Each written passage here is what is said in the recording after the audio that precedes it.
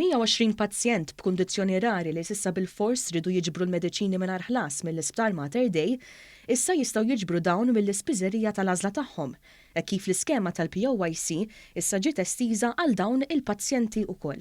Dan ħabru d-Deputat Prim Ministru Ministru għas-Saħħa l-Gvern illi spjega li din l-estensjoni se tidħol fis-seħħ minn din il-ġimgħa stess, grazzi għal investiment żejjed ta' 2 miljun u 5,000 euro fuq din l-iskema.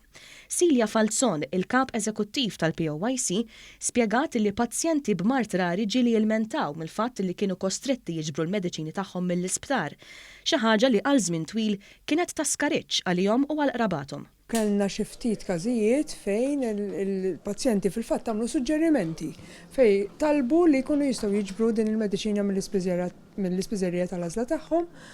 U fil-fatt aħna lqajna dan is-suġġeriment, ġifieri bdejna naħdmu fuqu ma' Mater Dei biex naraw x'kellu jiġri fil-proċessi tagħna biex aħna nkunu nistgħu naqduhom lill-pazjenti b'dan il-mod u llum wasalna. B'kollox 140,000 persuna qed jibbenefikaw mis-servizzi tal-POYC li kull sena jiswew lill-Gvern mat-28 miljun euro.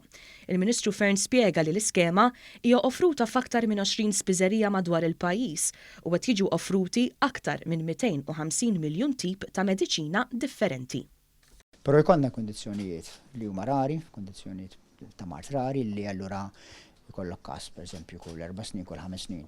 Illi ma tagħmel sens li jkollok stokk qiegħed hemmhekk li jista' jkun jinqala il-każ li huwa rari. F'dak il-każ meta jinqala pazjent ta' dal-problemi, b'dak ta' problemi, nġibu mediċini speċifikament għalih jew għaliha.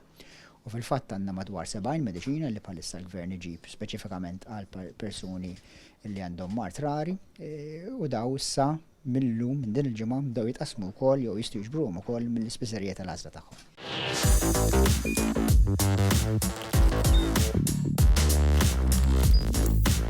Idħol fuq one.com.mt u hemmhekk tista' tara l-programmi kollha li jxandru fuq One permezz ta' One Play.